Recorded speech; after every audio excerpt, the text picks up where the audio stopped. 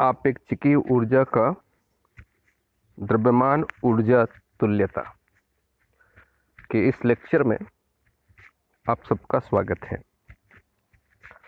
पिछले लेक्चर में हमने देखा था कि विशिष्ट आपेक्षिकता सिद्धांत के अनुसार द्रव्यमान वेग के साथ परिवर्तित होता है।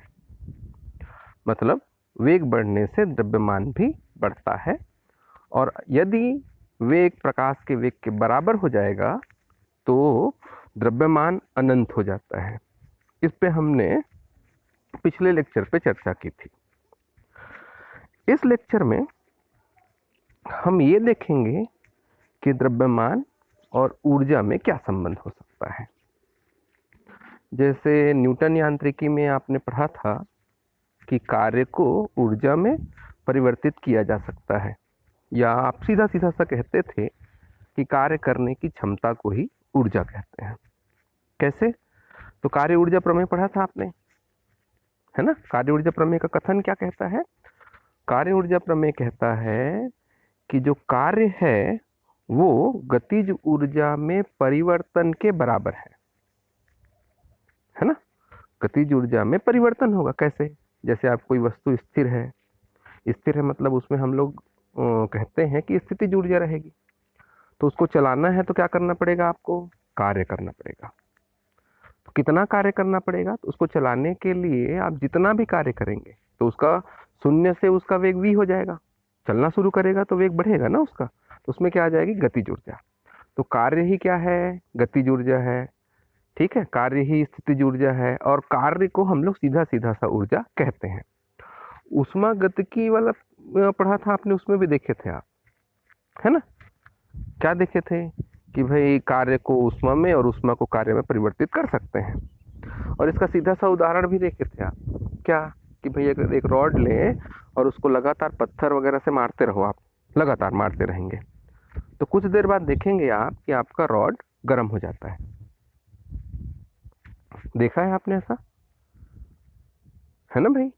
मतलब ये समझ में आ रहा है हमको कि कार्य को ऊर्जा में परिवर्तित किया जा सकता है। लेकिन विशिष्ट आपेक्षिकता सिद्धांत में हम ये देख रहे हैं कि द्रव्यमान को ऊर्जा में परिवर्तित किया जा सकता है कि नहीं, या कर सकते हैं कि नहीं। ठीक है, इसका मतलब अगर न्यूटन यांत्रिकी के अनुसार द्रव्यमान और ऊर्जा एक दूसरे से अलग अलग होते हैं, कार्य और ऊर्जा एक होते हैं, द्रव्यमान और ऊर्जा दोनों अलग अलग होते हैं, तथा द्रव्यमान का ऊर्जा में और ऊर्जा का द्रव्यमान में रूपांतरण नहीं हो सकता। ये किसके हिसाब से बात की आप? न्यूटन यांत्रिकी के हिसाब से। समझ में आया? अब विशिष्ट आपेक्षिकता सिद्धांत के अनुसार द्रव्यमान व ऊर्जा पूरी तरह तुल्य होती है। मतलब क्या? द्रव्यमान व ऊर्जा का एक दूसरे में रूपांतरण हो सकता है। अब फिर हम लोग का दिमाग वहीं आके रुक गया कि क्लासिकल यांत्रिकी में या न्यूटन यांत्रिकी में द्रव्यमान और ऊर्जा में कोई संबंध नहीं है, कार्य और ऊर्जा में होता है कि कार्य को ऊर्जा, ऊर्जा को कार्य। इस तरीके से बात हम लोग पढ़े थे। ऊष्मागतिकी में भी हम लोग देख चुके हैं कि कार्य का ऊर्जा से सीधा सीधा संबंध है, लेकिन द्रव्यमान का ऊर्जा से संबंध नहीं होता। लेकिन विशिष्ट आपेक्षिकता सिद्धांत क्या कह रहा है? इस सिद्धांत के अनुसार से आप ये कह रहे हैं कि द्रव्यमान व ऊर्जा एक दूसरे में रूपांतरित हो सकते हैं। अब ये एक नया विचार आ गया। अब इस नए विचार से क्या पता चला आपको? द्रव्यमान को ऊर्जा में तथा ऊर्जा को द्रव्यमान में बदला जा सकता है। फिर एक नई धारणा और नए नियम के हिसाब से, है ना। अब चलिए हम लोग इसको भी जांच लेते हैं। कैसे जांचें? तो मैं आपके न्यूटन के नियम से ही शुरू करूंगा। न्यूटन के द्वितीय नियम से आप सब जानते हैं। क्या जानते हैं आप? कि वस्तु पर जो बल आरोपित होता है वो संवेग परिवर्तन के दर के अनुक्रमानुपाती होता है। मतलब आपके पास ये परिणाम आ गए। ठीक है, मतलब आपको क्या करना पड़ेगा, m और v का समय के सापेक्ष अवकलन करना पड़ेगा, और ये दोनों ही चर हैं, m भी और v भी। समझ में आया? तो अवकलन करने के लिए धन वाला गुणक को जब अवकलित करते हैं तो धन हो जाता है। कैसे? पहले क्या करेंगे, हम m का अवकलन कर देंगे तो v नियत हो जाएगा, फिर m नियत होगा तो v का अवकलन करेंगे, करें तो कितना आया, f dm by D T plus m dv by D T आ गया। समझ में आया इतना? अब हम ये मान लेते हैं कि एफ बल लगा करके आपको कार्य करना है। कैसे? तो आप ये कहिए, माना एक कण स्थिर अवस्था में है, उसका द्रव्यमान m नॉट है, मान लिए। अब इस कण पर F बल लगाया जाता है। माना विराम अवस्था में कण का द्रव्यमान m नॉट है, इस कण पर एक बल F लगा रहे हैं आप, है ना, जिससे कण वेग v से गतिमान हो जाएगा। तो बल के कारण कण पे विस्थापन कितना आ गया? अगर हम ये कहें कि बल के कारण कण पे विस्थापन dx आ गया, बल F लगा और विस्थापन कितना आया, dx का, तो कार्य कितने का होगा? कार्य होगा dw बराबर f dx। आएगा ना भाई? ये देखिए मैंने इसी को लिखा है, इसी को मैंने लिख दिया ये। तो इस dw के मान को देखिए, अब इस dw के मान में f dx आया। अब f का मान कितना है, ये है, तो v dm by D T plus m dv by D T dx आ गया। आया? अब क्या करें, अब ये dx है, ये dx है, इसको रीअसेंबल कर दीजिए, अरेंज करिए। चलिए कैसे अरेंज करें, ये देखिए मैंने इसको अरेंज किया। तो अरेंज करने के लिए आपने क्या लिया, यहाँ आपने जब इसको अरेंज किया तो ये dx को यहाँ ले आता हूँ मैं, फिर dx को यहाँ भी लाएंगे। तो पहले इस पर बात करते हैं, तो क्या हो जाएगा, v dm dx by D T plus m, ये देखो m, ये dx बाई डी टी हो जाएगा, dx बाई डी टी, ये देखो, और ये dv। आया समझ में? अब dx बाई डी टी कितना होता है, dx बाई डी टी विस्थापन और समय अंतराल, तो ये कितना हो जाएगा, v के बराबर। तो dx बाई डी टी की जगह अगर v रखूंगा मैं, यहाँ v रख दोगे आप, इसकी जगह v रहोगे, तो v और v दोनों v की घात 2 dm प्लस m, ये dx बाई डी टी फिर है, इसकी जगह v रखेंगे तो mv dv। ठीक, ये आपका समीकरण बन गया। क्लियर हुआ? समीकरण 1 तक कोई डाउट? एक बार सोच के देख लीजिए आप, है ना। न्यूटन यांत्रिकी के हिसाब से द्रव्यमान और ऊर्जा में परस्पर रूपांतरण संभव नहीं है, या दोनों में संबंध नहीं होता, लेकिन विशिष्ट अपेक्षिकता सिद्धांत के अनुसार से ऊर्जा, द्रव्यमान और ऊर्जा में रूपांतरण संभव है। इस पे हम लोग बात कर रहे थे। शुरुआत हमने कहाँ से किया, न्यूटन के द्वितीय नियम से, फिर हमने कार्य निकाला, तो हमारे पास कार्य से समीकरण नंबर 1 बन गया है। आगे चले, चलिए देखिए आगे, ये आगे गए। तो आपने एक संबंध पहले ही पढ़ा है, इस संबंध के हिसाब से आपने क्या पढ़ा था, पिछले लेक्चर में बात हुई थी, m बराबर m naught root under 1 minus v square by c square, ये आपके पास आ गया था।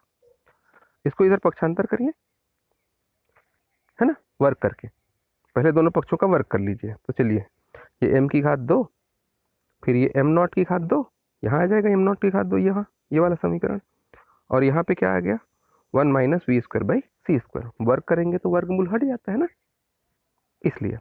अब क्या करिए, इसको इधर पक्षांतर करके हल कर लीजिए। तो ये देखिए पक्षांतर कर दिया, तो यहाँ ये 1/1 है, तो इसमें c की घात 2 लघुत्तम समापवर्त तक आ जाएगा, तो c की घात 2 ऋण v की घात 2 आ गया, बराबर m नॉट स्क्वायर आया। ठीक है, क्लियर हुआ?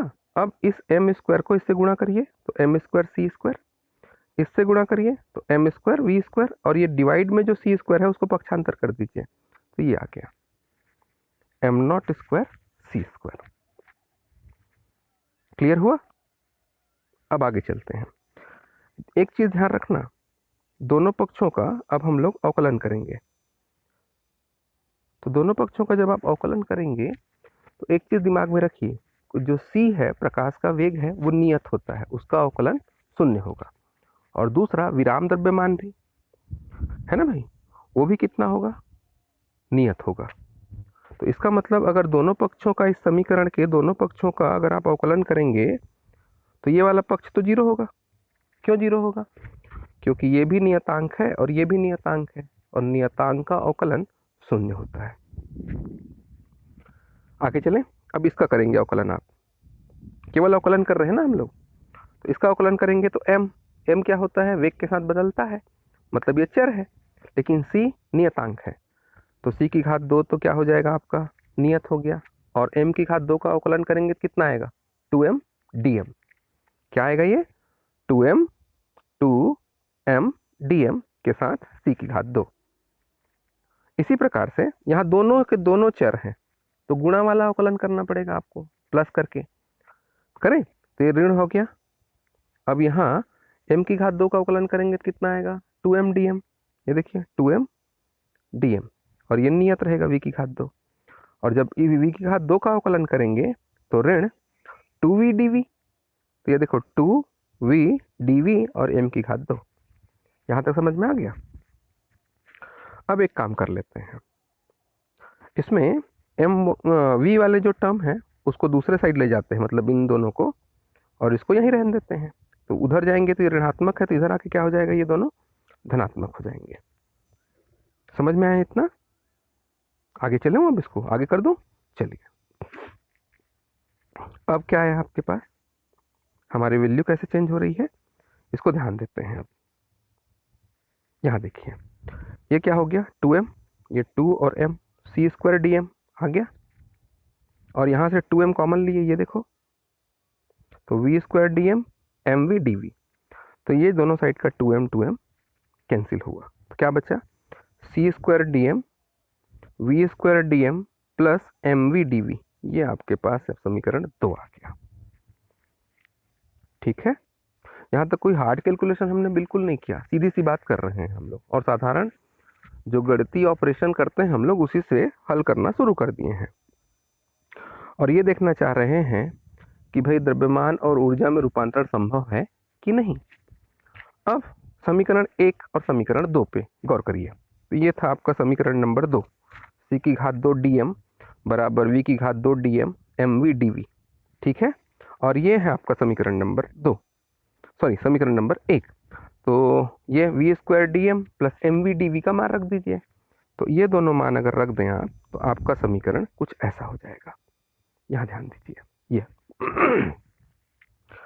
समझ में आ गया इतना?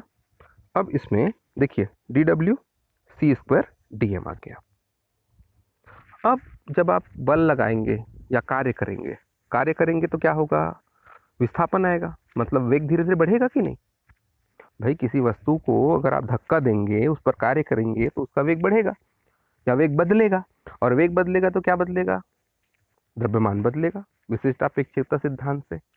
तो प्रारंभ में अगर द्रव्यमान m0 है, शुरुआत में स्थिर था, बल लगाए तो गति करना शुरू करेगा, मतलब वेग बदलेगा। वेग बदला तो क्या है आपका? m आ सकता है, मतलब वेग बदलने से। तो आप क्या करिए, अपने इस समीकरण को m0 से m तक इस तरीके से समाकलित कर दीजिए, तो क्या निकल आएगा? ऊर्जा, जो कि न्यूटन यांत्रिकी के हिसाब से सत्य है। तो c स्क्वायर dm का करना है, तो यहाँ पे क्या आया?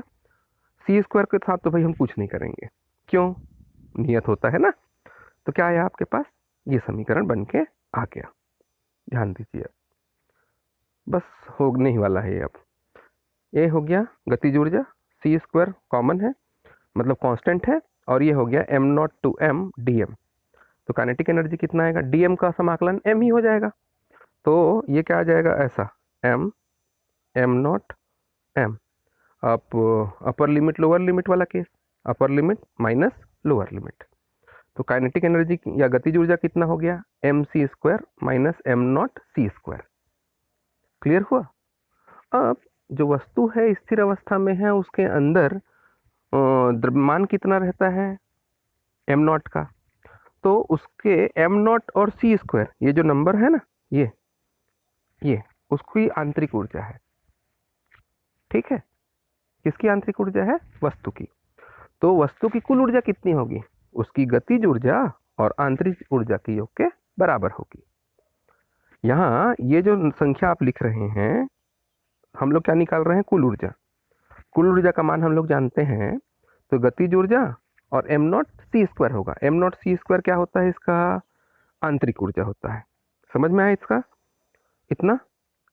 अब क्या करिए, इस गतिज ऊर्जा के मान को यहाँ रखिए। गतिज ऊर्जा का मान कितना निकाले हैं आप, गतिज ऊर्जा का मान आपके पास है ये mc² माइनस m0c², यहाँ रखिए। रखें तो क्या हो जाएगा, ये mc² और m0c² दोनों कैंसिल होंगे। रख दूं वैल्यू, तो वैल्यू हम लोग रख देते हैं। ये आपके पास आ गया, क्या आया, mc², ये देखिए, माइनस m0c² ये दोनों कैंसिल हो गए। इसको अपने कुल ऊर्जा कहा था। तो E का मान कितना निकल के आ गया, E = mc²। ये क्या निकला आपके पास, कुल ऊर्जा का मान। समझ में आ गया इतना। अब सवाल ये आया कि द्रव्यमान को ऊर्जा में परिवर्तित किया जा सकता है। तो यहाँ आप ऐसा लिख लीजिए, E = mc² क्या निकल गया, कण की संपूर्ण ऊर्जा। E = mc² को क्या बोलेंगे आप, कण की संपूर्ण ऊर्जा। ठीक है, इसका मतलब क्या हुआ, द्रव्यमान ऊर्जा है और ऊर्जा का द्रव्यमान में रूपांतरण किया जा सकता है, और इसी को द्रव्यमान ऊर्जा तुल्यता समीकरण कहते हैं। जो समीकरण है आपका E = mc², इसको क्या बोलते हैं आप, द्रव्यमान ऊर्जा तुल्यता समीकरण। क्लियर हुआ, यहां तक कोई डाउट है, यहां तक आपको पूरा सब कुछ क्लियर है। अब आप ये देखना चाहेंगे कि भाई द्रव्यमान ऊर्जा तुल्यता के उदाहरण कैसे नहीं दिए। उदाहरण तो होगा, बिल्कुल है। इलेक्ट्रॉन पॉजिट्रॉन युग्म का नष्ट होना, इसका पहला उदाहरण ले लो। किसका नष्ट होना, इलेक्ट्रॉन पॉजिट्रॉन युग्म का नष्ट होना। ठीक, कैसे, तो आप क्या बोले थे, एक इलेक्ट्रॉन ले लेते हैं, है ना भाई, और एक ये इलेक्ट्रॉन है, प्लस ये इलेक्ट्रॉन ले लिया, और ये पॉजिट्रॉन ले लो, प्लस E0। तो ये कितना हो जाएगा भाई, gamma ray हो जाएगा। gamma ray मतलब क्या, hν ऊर्जा। समझ में आया ना। तो इलेक्ट्रॉन पॉजिट्रॉन युग्म का नष्ट होना भी इसका एक उदाहरण हो सकता है। दूसरा, नाभिकीय ऊर्जा, चाहे नाभिकीय विखंडन लीजिए या नाभिकीय संलयन लीजिए, दोनों ही स्थिति में द्रव्यमान में परिवर्तन दिखेगा, उसके हिसाब से ऊर्जा उत्पन्न होती है। समझ में आ गया, इतना क्लियर है। अब अगर आप चाहें इसमें, तो आप सीधा सीधा सा गतिज ऊर्जा भी इससे निकाल सकते हैं, है ना भाई। गतिज ऊर्जा का मान तो निकाले ना आप, mc² माइनस m0c²। लेकिन आप लोग क्या चाहते हैं, गतिज ऊर्जा। आपके हिसाब से गतिज ऊर्जा कितनी होनी चाहिए, तो आप बोलेंगे भाई हमको तो गतिज ऊर्जा 1/2 mv² ही चाहिए। चलिए उसको भी कोशिश करके देखते हैं। E का मान कितना आ गया आपके पास, mc² है ना। तो इसमें क्या करें हम लोग, अपने गतिज ऊर्जा वाले सूत्र को ध्यान दीजिए आप। ये है आपका गतिज ऊर्जा वाला सूत्र, दिखा, ये गतिज ऊर्जा वाले सूत्र से ये हम लोग क्या दिखाना चाह रहे हैं कि गतिज ऊर्जा 1/2 mv² होता है। अगर ये दिख गया इसमें, ये जो समीकरण है, तो आप एग्री हो जाएंगे। तो क्या करिए आप, इसमें से सीधा सीधा m का मान रखिए। रखें m का मान, चलिए मैं उसी साइड में ले जाता हूँ आपको ना। समीकरण ले याद है आपको ना, चलिए मैं आपको इसको हल करके दिखाता हूँ। यहाँ से क्या मिला हमारे पास, पेन ले लेते हैं। तो गतिज ऊर्जा बराबर कितना आएगा, mc² है, m का मान रखें, m0 वर्गमूल 1 माइनस v²/c² होगा into c² minus m0 c²। Clear है? m0 c² कॉमन ले लूँ तो क्या बचेगा, m0 c², है ना, कॉमन। तो ये हो गया 1 माइनस v²/c² की घात 1/2 होगा, और यहाँ क्या बचेगा, ऋण 1 यहाँ तक। अब इसको मैं अगर ऊपर ले जाऊंगा तो क्या आ जाएगा, ये हो जाएगा, गतिज ऊर्जा यहाँ है ना, ये हो जाएगा 1 माइनस v²c² की घात -1/2 -1, ये क्या है इसके साथ, m0 c²। अब यहाँ v²/c² का मान 1 से कम होता है, तो बाइनोमियल थ्योरम लगाइए यहाँ। तो बाइनोमियल थ्योरम लगाएंगे तो क्या मिलेगा, जैसे मैं आगे लिखूंगा भाई ये मिटने वाला है ना, इसलिए आप केयरफुल हो जाइए। तो बाइनोमियल थ्योरम अगर लगा दें तो क्या आएगा, ये देखिए, तो ये -1/2 इसके सामने आ जाएगा, तो 1 प्लस v²/2c² होगा, -1 लिखूं।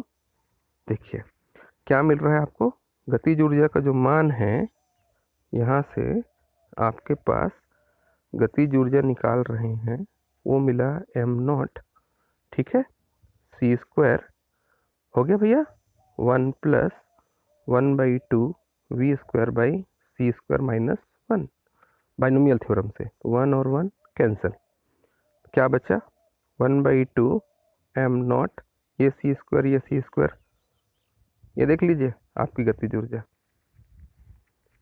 है ना। और ये संबंध क्या है, न्यूटन यांत्रिकी का संबंध है, या इस ऊर्जा को चिरसम्मत ऊर्जा भी कह सकते हैं आप, या गतिज ऊर्जा का सूत्र कह सकते हैं। इस तरीके से आपने द्रव्यमान ऊर्जा तुल्यता पे अध्ययन कर लिया।